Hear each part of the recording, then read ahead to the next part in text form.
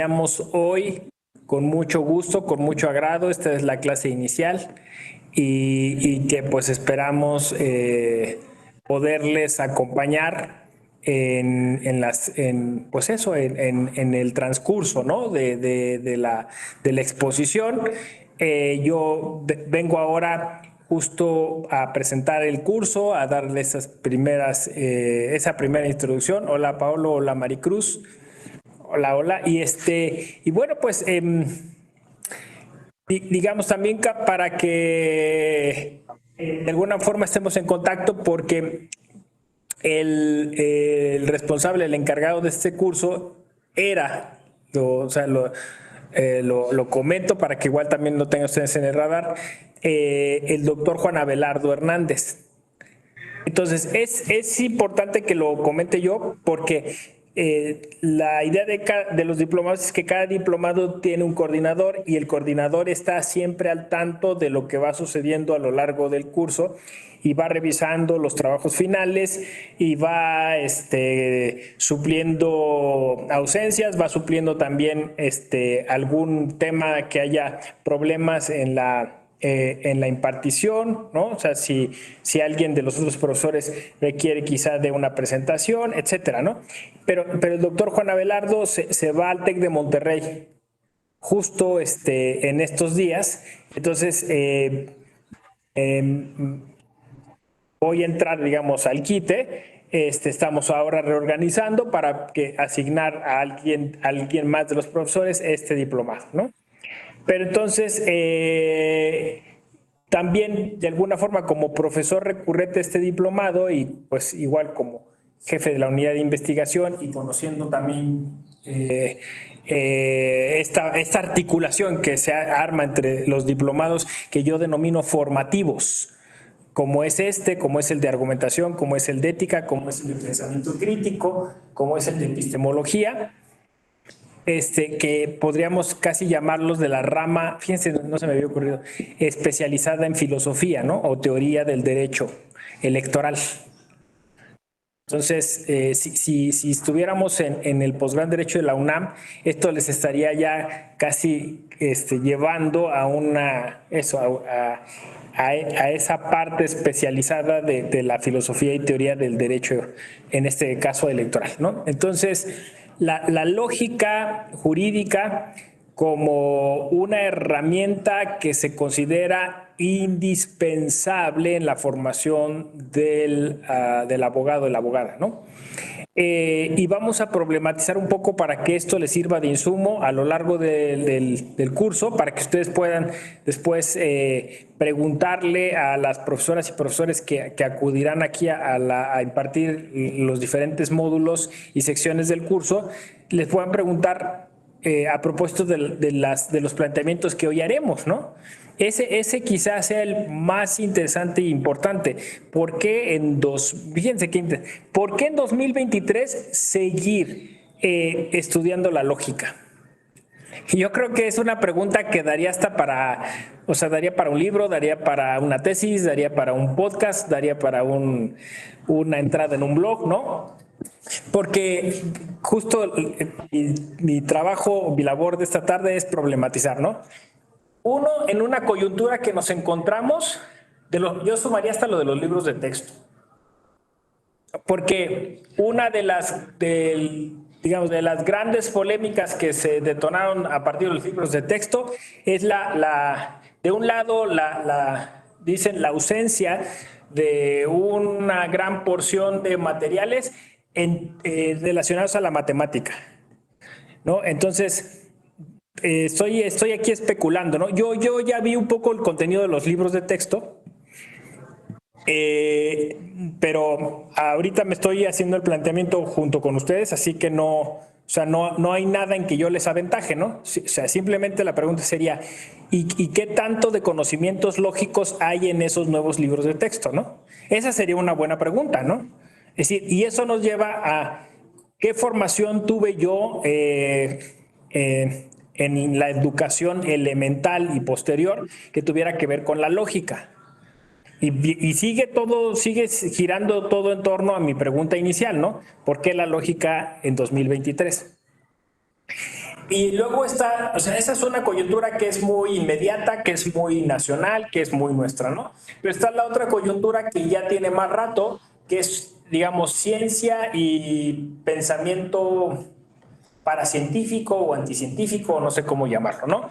También hay una polémica que, insisto, ya es más anterior a nosotros, donde se viene pues también diciendo que de alguna manera, de alguna forma, el pensamiento posmoderno, nuestra generación, reaccionó a una especie de, pues, ¿cómo le podríamos llamar? De imposición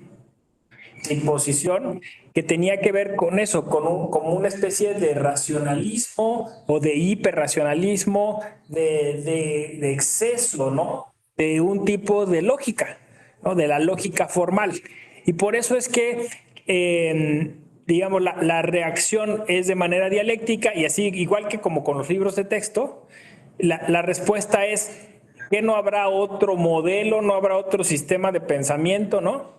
O sea, estoy tratando insisto, de problematizar, porque claro, con los libros de texto podríamos decir que, que es más grande o más grave o más difícil plantear este problema porque no se trata solamente de esta polémica, de esta pugna ciencia anticiencia, sino también quizás de una mala hechura, ¿no? De una mala ejecución. Pero lo que entiendo es que la respuesta que se está dando y es que es lo que justo lo que estoy diciendo, ¿no? Que es una propuesta integral. O sea que claro, hubo un sector que politizó el tema y que está enfatizando los errores, pero que lo que hay detrás es una propuesta a modificar el sistema educativo. Ahora, ahí también eso hay otra crítica detrás, ¿no? ¿Por qué la haces de ese modo? O sea, ¿por qué la haces express? ¿Por qué la haces sin consensar, ¿no? Pero lo cierto es que si ustedes, las dos cosas se relacionan, ¿no? Hay una crisis de los modelos educativos en el mundo, hay una crisis sobre los planteamientos epistemológicos y hermenéuticos en el mundo, hay una crisis sobre qué consideramos científico, hay una crisis en el saber y todo esto pues es aunado a esta idea de sociedad del conocimiento y eso repercute o redunda en que pues si hubo un equipo de trabajo que tenía que hacer algo distinto, lo hizo en función de eso, ¿no? Y entonces por eso es que estamos, digamos, peleando en dos frentes, ¿no? Peleando a nivel global por redefinir esos modelos y a nivel nacional, pues por ver qué va a pasar. Porque lo del sistema educativo en México ya es desde antes, o sea, venimos peleándonos desde hace 2 o 3 sexenios sobre la famosa reforma educativa, ¿no? O sea, no, si ustedes lo piensan, en realidad hemos abandonado ese tema. O sea, hemos abandonado ese tema. ¿Y por qué entra aquí la lógica?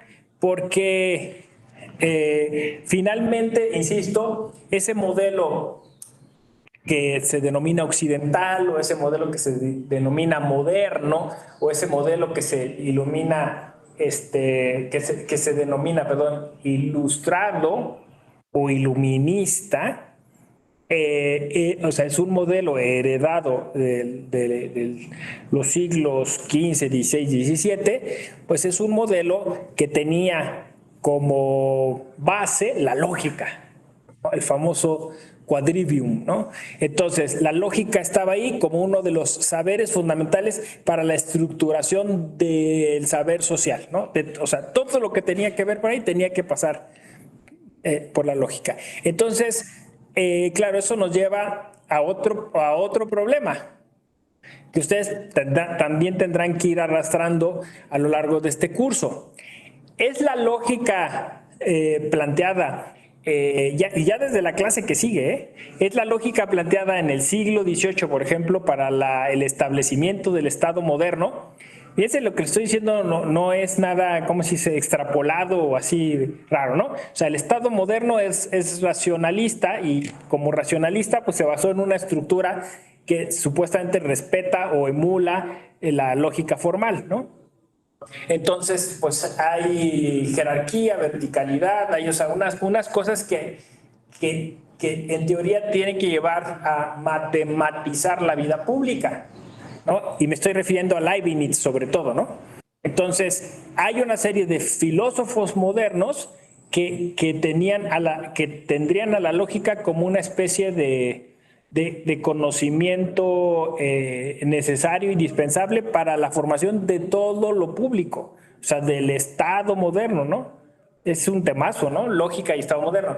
¿Y por qué digo que ahí hay un problema?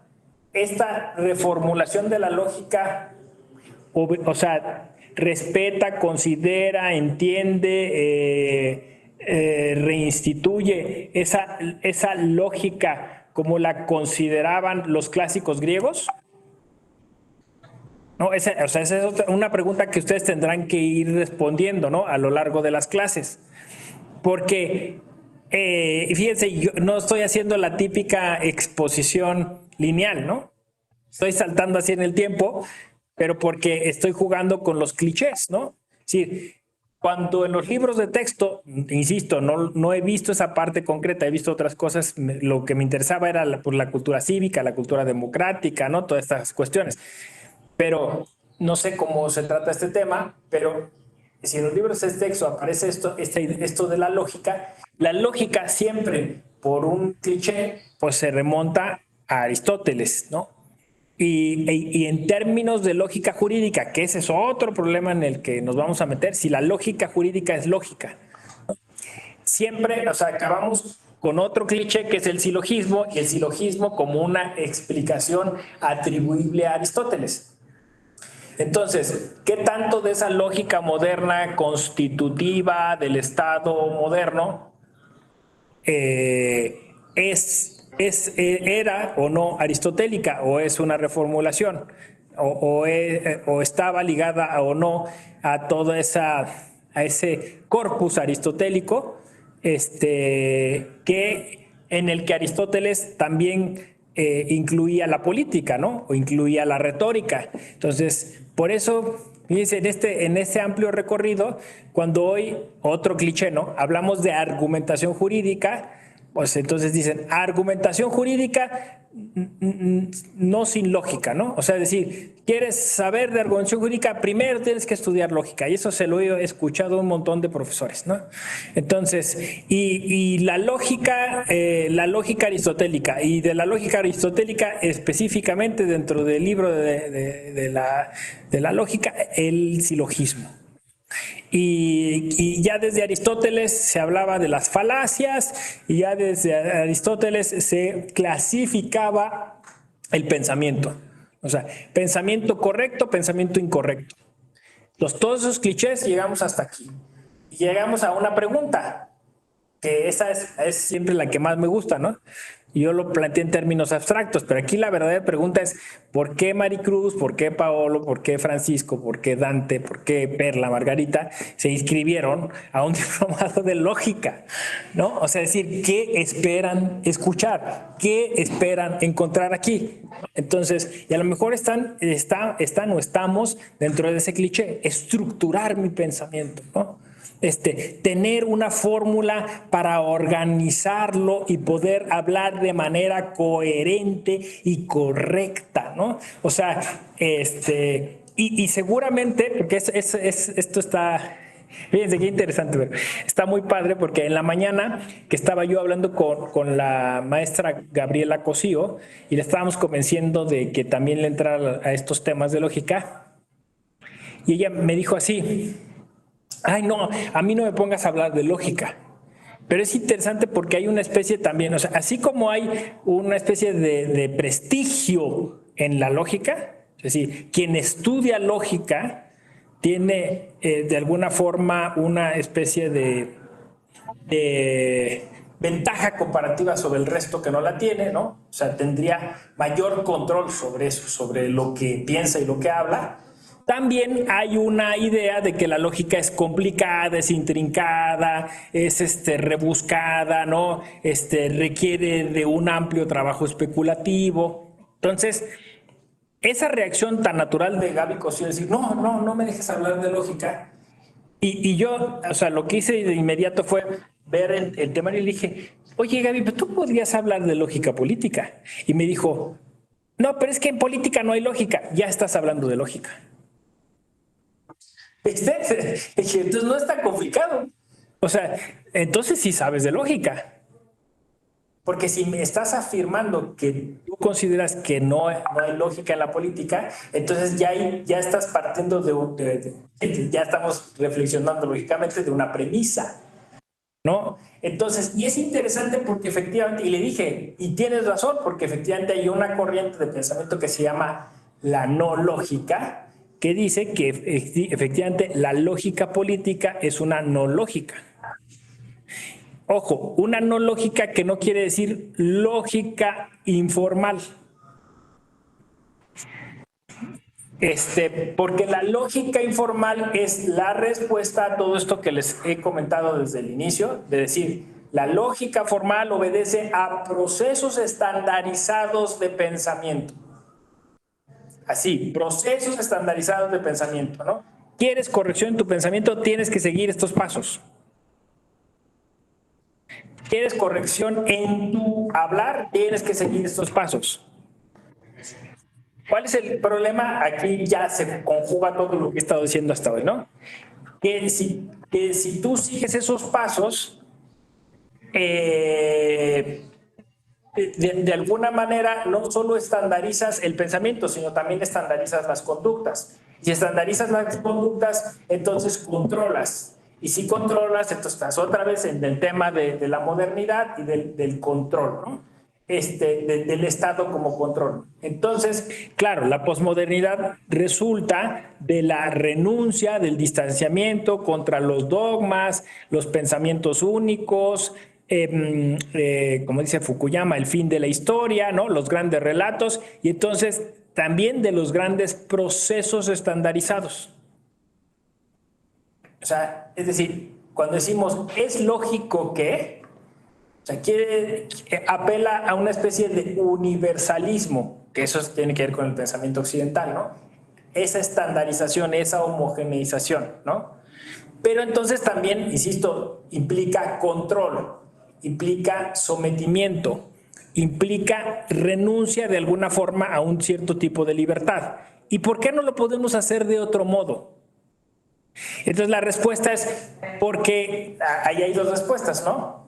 Curiosamente, de dos ideologías enfrentadas, pero que al final quieren lo mismo, ¿no? O sea, una respuesta sería la respuesta del naturalismo, la respuesta digamos, la respuesta de los naturalismos, porque además son muchos que dicen, porque así está en la naturaleza, ¿no? Porque así son los principios, porque así está en la creación.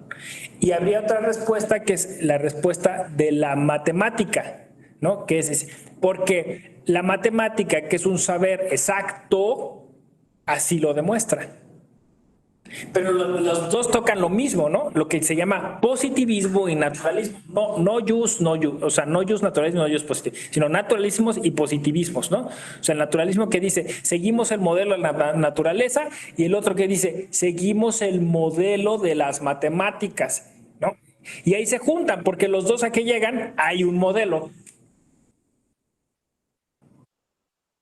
Hay un modelo. Y la posmodernidad dice, y si ese modelo se justificó tanto en la naturaleza como en las matemáticas, pero es un modelo impuesto, construido,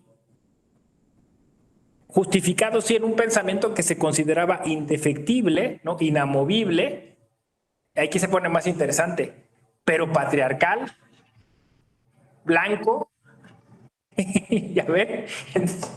Entonces la lógica informal funciona como una especie de antídoto, ¿no? Bueno, es que hay otra manera de explicar las cosas por otros caminos, no de manera formal, sino de manera informal.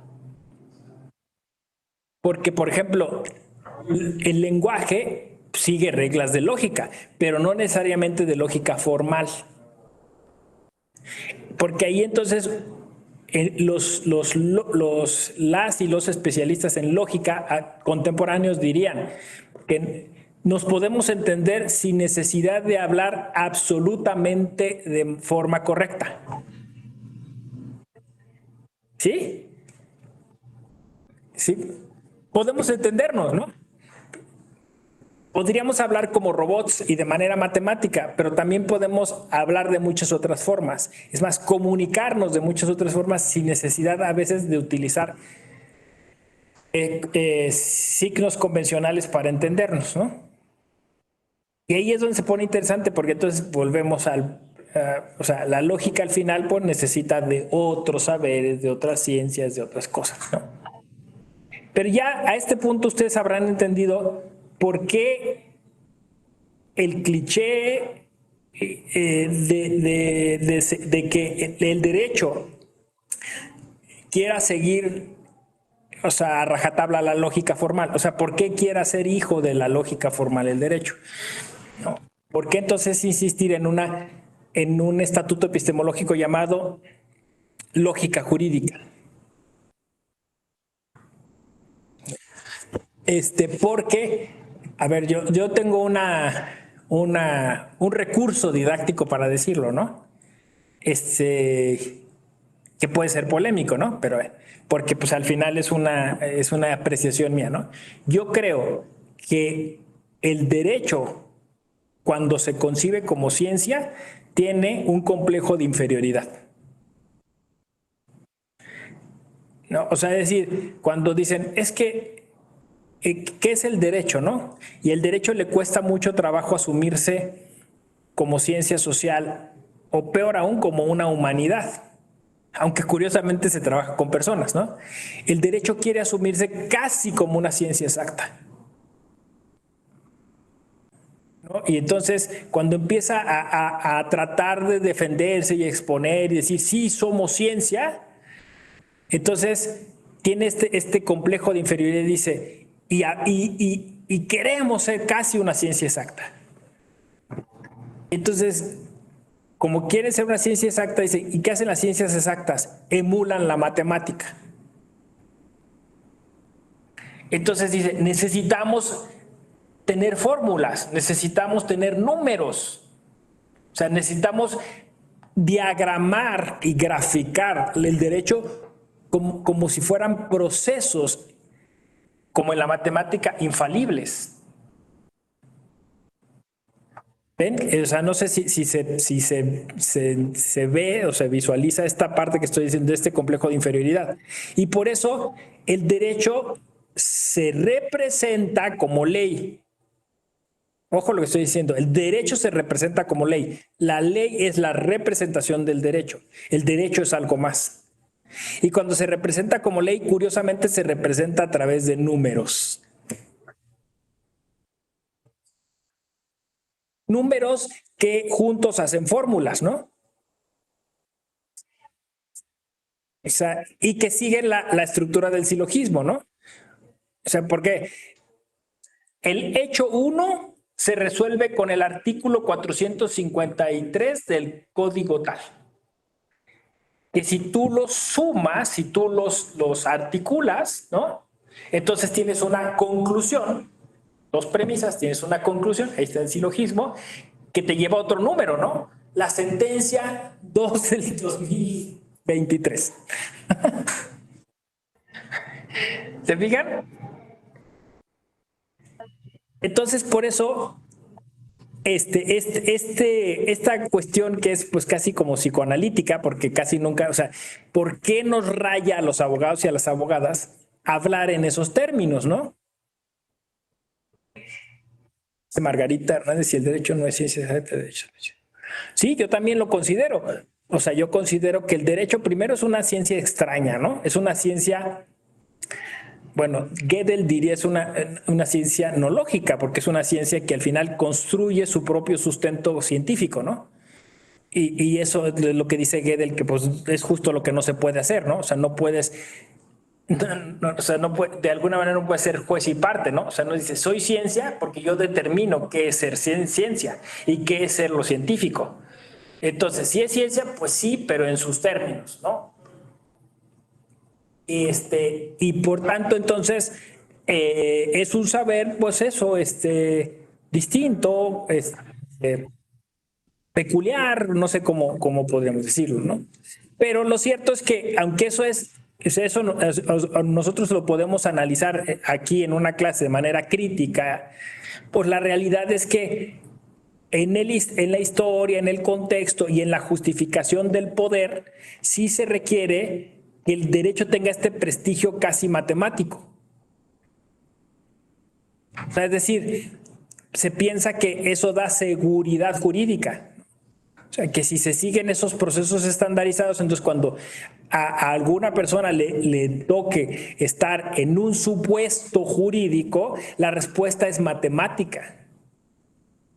¿No? Porque supuestamente se prescindiría de la subjetividad de quien toma la decisión.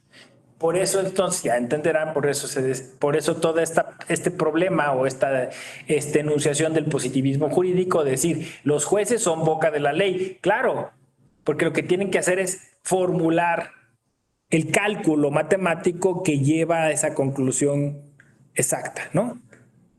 Y el derecho entonces sería exacto. O sea, esa es como la pretensión, ¿no? Esa es como la aspiración.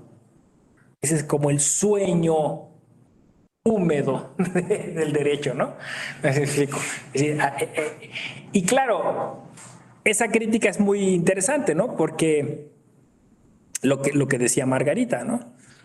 Cuando descubrimos que pues el derecho no puede ser matemático, cuando descubrimos que el derecho pues, no es exacto, que es una ciencia así, entonces hay dos reacciones. Una reacción es, pues eso, como de frustración, ¿no? De insistir, de volver ahí, y la otra, bueno, y simular que sí es matemático, y entonces, ¿qué es lo que hace? Me parece una rama de la argumentación jurídica, y si vamos a hacer un test, y entonces la teoría del peso y todo esto, o sea, esa es. Y la otra, que me parece la que es más adecuada, es, pues no, vamos a asumir que así es el derecho.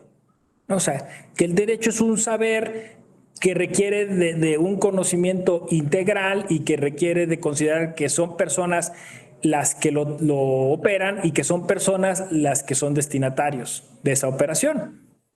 Eso es lo que debíamos hacer, no decir, no, ahora cómo lo hacemos más matemático. Que ahora, si lo que está pasando ahora es interesante, porque pues si quieres hacer eso, pues entonces ya se puede hacer. Lo haces a través de un robot, lo haces a través de la inteligencia artificial, ¿no? Entonces, que una inteligencia artificial decida cuál es la solución matemática y de lógica forma para ese problema jurídico concreto. Eso fíjense que no lo han querido responder los famosos pospositivistas como García Amado o los argumentólogos actuales, ¿no? Bueno, ya se te va a cumplir tu sueño húmedo.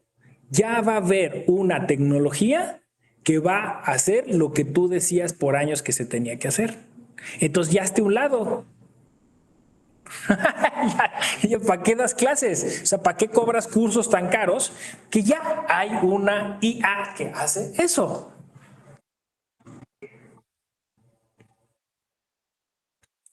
¿Cómo ven? Aquí abro un espacio si quieren para que manifiesten pues eso, su idea o su relación con esto que se ha venido haciendo, ¿no? Incluso en esos términos, ¿no?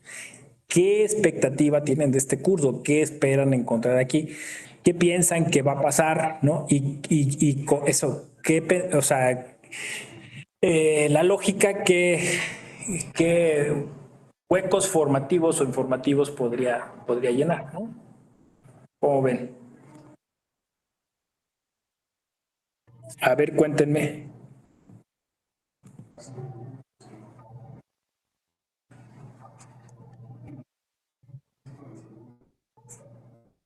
¿No? ¿Todo bien? Sí, Carlos, adelante. Gracias, Cuéntame. doctor. Gracias, doctor. Buenas tardes a todas y todos. Bueno, pues respondiendo a tu inquietud y pregunta inicial sobre qué esperamos, bueno, yo ya he tenido la oportunidad de participar en el diplomado de epistemología y me Ujú. parece que la parte filosófica del derecho, desde mi punto de vista, es fundamental porque la hace más humana, más cercana a nuestra propia naturaleza.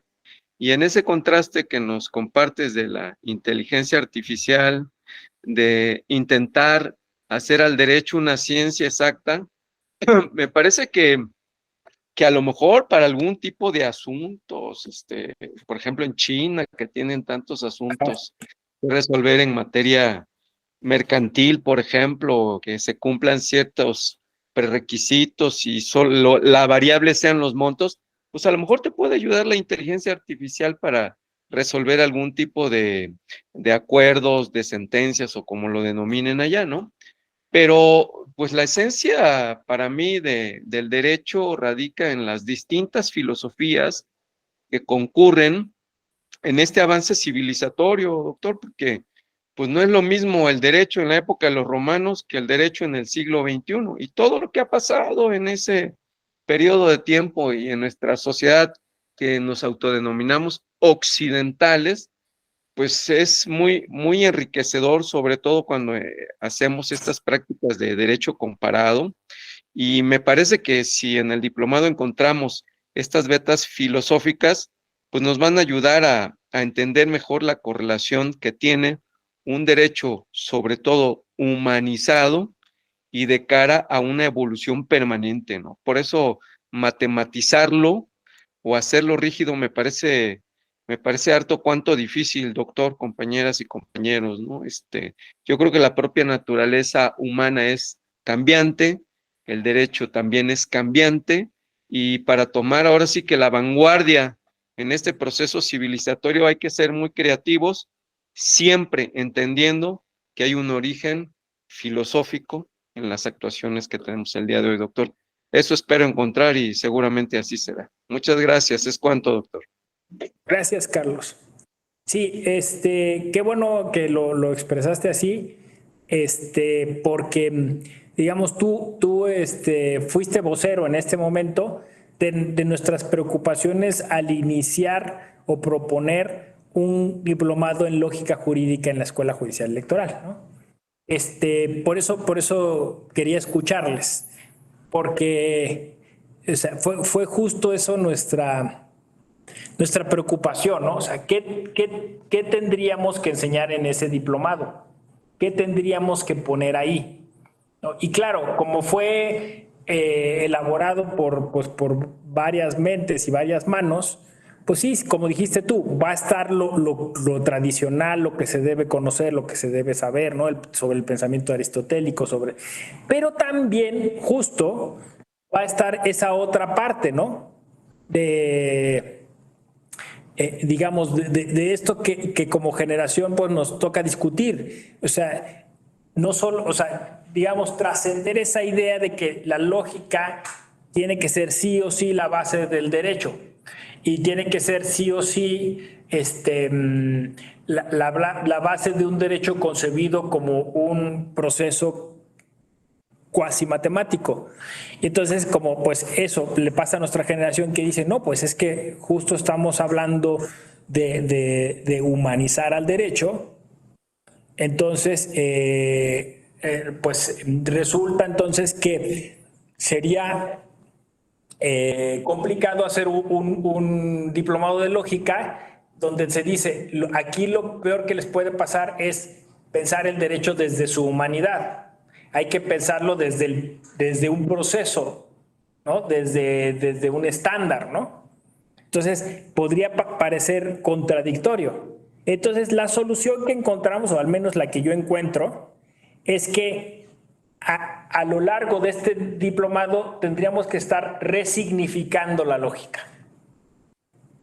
O sea, que ustedes al final de cuentas no hay una respuesta ahorita de inicio, es decir, lógica es, y yo en la búsqueda de eso, yo a veces me resisto a dar la primera o segunda clase porque yo siento, bueno, obviamente siento que todavía tengo que leer mucho a propósito del logos. Esa es la parte que yo les quiero como compartir, que creo que puede ser interesante. Es decir, en esta resignificación, o sea, yo lo que digo es, hay que elaborar una noción de lógica que sea más acorde a nuestro contexto histórico. No sé si me explico. O sea, me parece que hay una historia lineal de la lógica. O sea, hay una forma en que se ha utilizado la lógica en el pensamiento occidental que nos lleva sí o sí a pensar que es la base de un tipo de concepción jurídica, ¿no? Pero si estamos todos resignificando todo y queremos que el derecho también tenga una parte humanista, entonces, ¿por qué no? A ver, esta es mi propuesta, liberar a la lógica de esa carga dogmática que tenía. ¿Sí? Y entonces, la forma en la que yo pienso que se puede liberar es a través de asociarla a la lógica con su origen más remoto, que es su origen etimológico, con su origen desde etimológico, porque es lo que evocaría la lógica. O sea, es decir, y un poco esa es, no es una, no, digamos, no es un hallazgo mío, ¿no? Es una cosa que por ejemplo ha hecho Michel Onfray, un filósofo francés, ¿no? Es decir, ¿por qué arrancar desde Aristóteles? ¿Por qué no arrancar antes, no? O sea, ¿qué decía la mitología sobre logos? Aquí está bien interesante. Por eso les digo que empezamos así, pero a lo largo del diplomado cuestionen a los docentes que vengan aquí, porque ese es el ejercicio interesante. Fíjense, o sea, hay un tema de nuestra generación que está muy interesante y que nos hace ver las cosas de otro modo, y es que el, eh, el logos que se ha considerado como, pues, como un concepto básico de la filosofía, también estaba en la mitología. Fíjense, incluso en la expresión mitólogos, mitología. ¿Sí? Entonces, el logos después derivó en muchas palabras, pero inicialmente el logos es constructor. ¿No? El logos es flujo, el logos es muchas cosas, ¿no? Y termina como en su acepción de lógica como una cosa muy acotada. Entonces, ahora que nosotros nos estamos reinventando como humanidad, como generación, como muchas cosas, ¿no? Entonces, liberar a la lógica de ese peso dogmático, o sea, es devolverle como esa vocación que tenía de constructora de saber. Y a mí me gusta más esa parte, ¿no? O sea, no la lógica como la estandarización del pensamiento, sino la lógica como una oportunidad para reconectar saberes. ¿Sí? Y entonces ahí entenderán ustedes la otra, digamos, problematización que hice, ¿no? Entre ciencia y no ciencia. La ciencia es lógica, las no ciencias no son lógicas, o los saberes paracientíficos no son lógicos. ¿Sí? ¿Ya vieron? Y en todas las ciencias se está haciendo eso, ¿no? O sea, es decir, hay un saber estandarizado, controlado, disciplinado, discursivo, y hay otro que es libre, que va por ahí, que no necesita un título, que lo ejerce cualquier persona. Entonces, la lógica formal en manos de los juristas técnicos que la operan y la lógica informal en manos de la sociedad, que con máximas de razón, que con sentido común se organiza, se ordena. Es más, casi que si les gustan así como esas dialécticas, ¿no? La lógica en la administración de justicia, la lógica formal en la administración de justicia, la lógica informal en los medios alternos de solución de conflictos. Y así podríamos, ¿no? La lógica formal en el sistema electoral, la lógica informal en la participación política. La lógica, así, ¿no? La lógica formal en los saberes científicos, la lógica informal en la cultura popular, en el arte. Y es que entonces nosotros ya le hemos dado entrada a ese otro mundo. Por eso creo que es una oportunidad, otra vez, para resignificar la lógica, para liberarla y para devolverla a su origen en el logos, ¿no? En el logos, ¿por qué pasa lo que pasa? O sea, como esta vocación, ¿no? Inicial, filosófica, casi de epogé griega, ¿no? De dónde nace, cómo fluye, cómo se articula, cómo se estructura, cómo se organiza. Esa es mi propuesta, ¿no? Entonces, para que, digamos, no pensemos que va a ser como el curso de lógica de la prepa, ¿no? Sino que sea justo un curso de lógica jurídica y de lógica electoral para el 2021. Sí, Dante, por favor. Buenas tardes, doctor, compañeros. Qué gusto saludarlo, doctor, una vez más en otro curso. Digo, yo sí, bueno, hablando, lo que hablaba usted sobre la resignificación de la lógica, estaba tratando de hacer ese ejercicio mental de cómo podríamos resignificar la lógica y al menos en este momento no veo una puerta o un camino hacia eso, sino y empecé más a divagar y a pensar sobre la lógica y sus acepciones y sus formas, como usted lo habló del derecho, ¿no? El derecho es una ciencia, pero que tiene tiene una significación a través de las leyes y bueno, y eso implica pues, distintas acepciones del derecho, ¿no? En este caso, la lógica creo que también comparte esa multiacepcionalidad, en el que la lógica, pues la lógica también es una ciencia, ¿no? Que tiene su materia de estudio, su forma de estudio, pero también la lógica, y lo vimos en la materia de argumentación jurídica, también lo hemos visto en epistemología, la lógica también es una herramienta, ¿no? Que pensaría, es así como la ley es al derecho, la herramienta, la lógica, digamos, pensando en este caso quizá el silogismo como una forma de lógica instrumental, es a la ciencia de la lógica, ¿no? Y como usted lo relacioné, como usted lo menciona en el curso de argumentación jurídica electoral, esa resignificación de la argumentación con una visión social, con un entendimiento social de nuestra realidad mexicana, ¿no? Recuerdo que hablaba, ¿no? Que cuando tomé el curso que nos daba clases en argumentación, que hablaba que no existe o que es muy limitada la bibliografía o la teoría que se ha generado sobre la argumentación en México, ¿no? O sobre el derecho, o sobre muchas materias, ¿no? Pero en este caso nos habla de la argumentación y cómo lograr una argumentación social mexicana. Entonces, me dejó pensando tan es así que ahorita todavía lo recuerdo.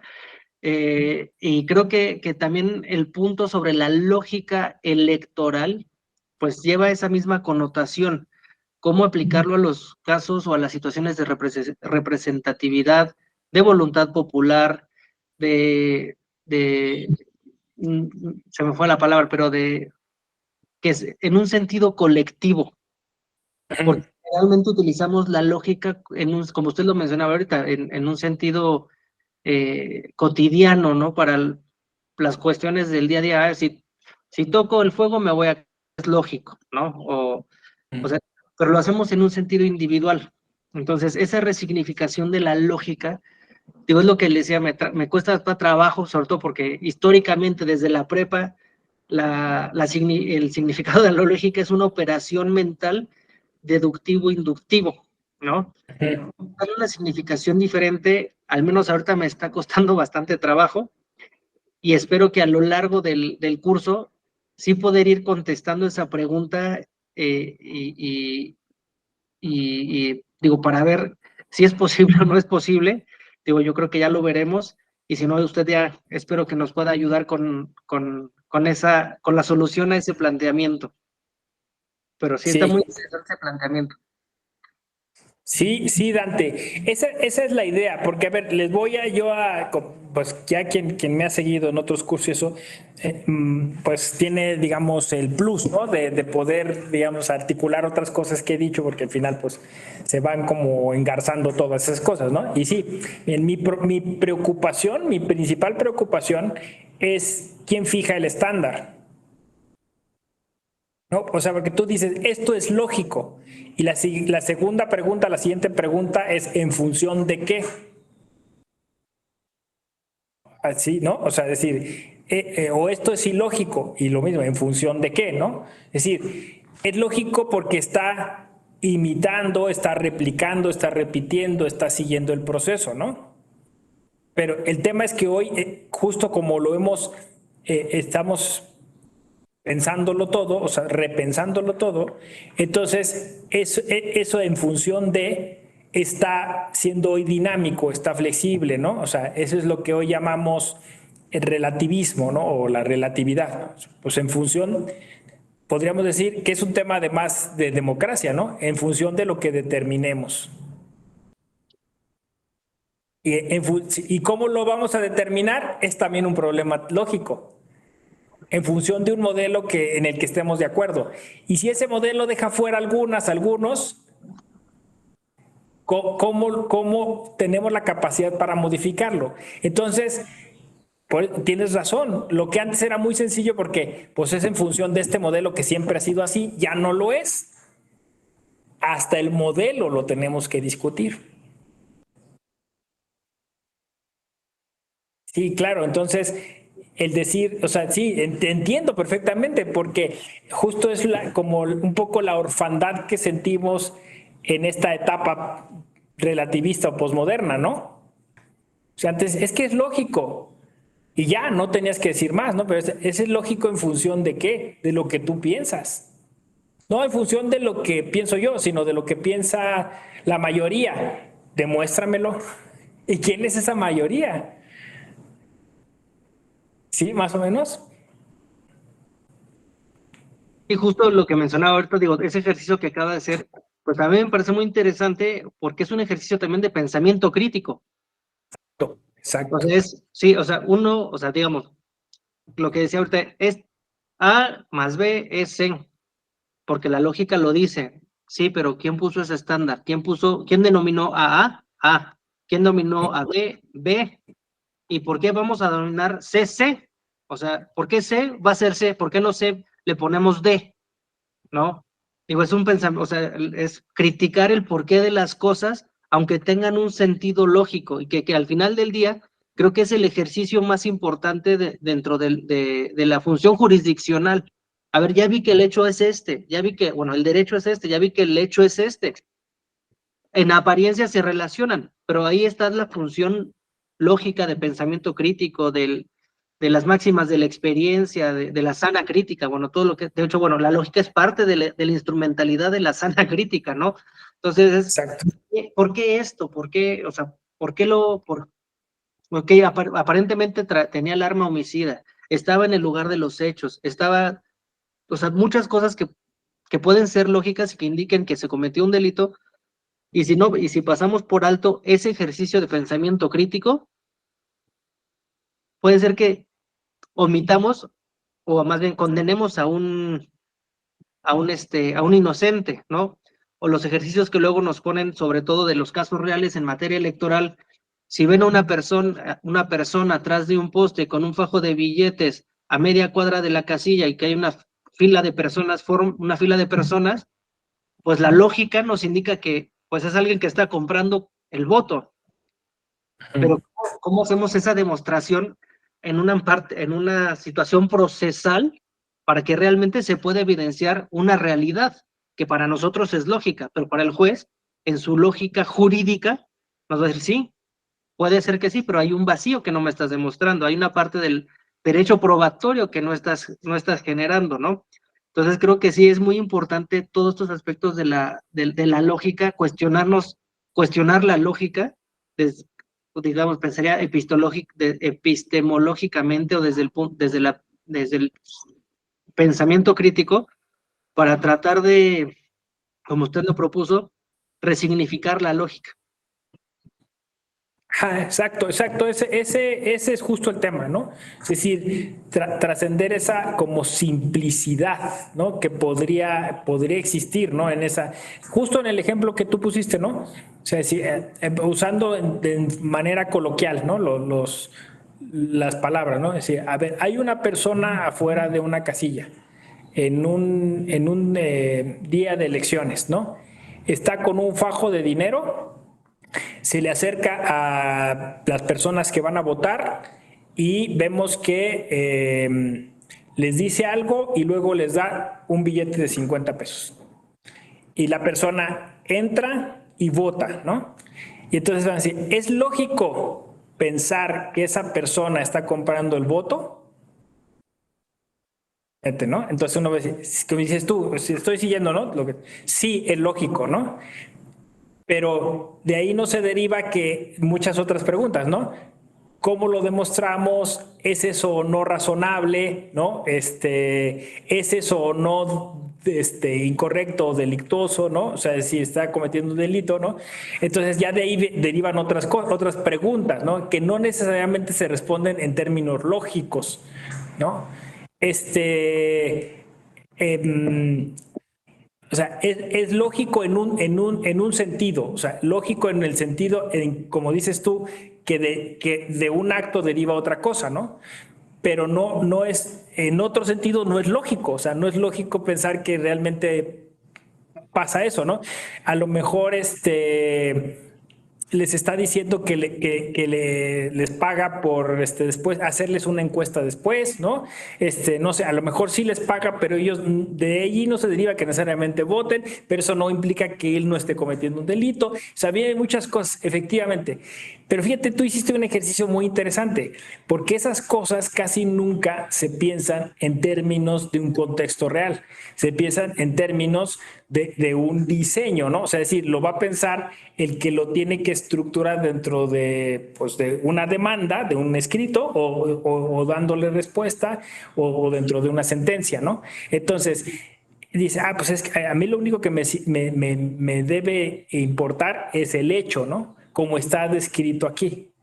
Y ya tú, como tú lo pusiste, tú justo me entendiste perfectamente. Al liberarlo dices, sí, aquí en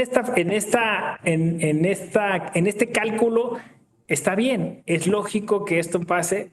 ¿Es lógico que a esta persona se le sancione por estar haciendo eso? Sí, pero es dentro de este proceso, no dentro de ese contexto, que ese contexto tiene otras cosas y otras preguntas y otros procesos mentales, ¿no? Más o menos, o sea, traté de utilizar tu ejemplo, ¿no? Sí, exacto. Y entonces, resignificar sería empezar incluso a utilizar de manera cautelosa en este diplomado o de manera consensada la palabra lógica. Entonces, cuando alguien diga, no es lógico lo que dices, explícame, ¿no? Porque a lo mejor puedes sustituir esa palabra, ¿no? O sea, porque a lo mejor no es lógico lo que dices, puede sustituirse por no entiendo lo que dices, que es distinto, ¿no? O podrías explicarlo de otra forma, ¿no? O no tiene sentido, no sé, o sea. Y lo mismo para una demanda o para una sentencia, ¿no? Sí, efectivamente, por ahí van las cosas. Pues muy bien, o sea, me parece que arrancamos bien este diplomado. Yo espero volver en alguna de estas oportunidades. Luego no puedo justo por el tema de la agenda, pero estaré pendiente de cómo se va desarrollando y de todo lo que pudiera surgir, ¿no? en las clases y con las profesoras y profesores, ¿no? Esta era, pues eso, una clase de bienvenida, y introductoria para plantear algunas cosas y pues es eso, ¿no? Desearles un feliz curso y ponerme a sus órdenes, ¿no? Muchas gracias. Mañana, misma hora, mismo canal, parece que estará el profesor y el doctor Alejandro Lozano Díez. Y así nos iremos, ¿no? Muchas gracias. Nos vemos entonces en una próxima ocasión. Gracias, cuídense.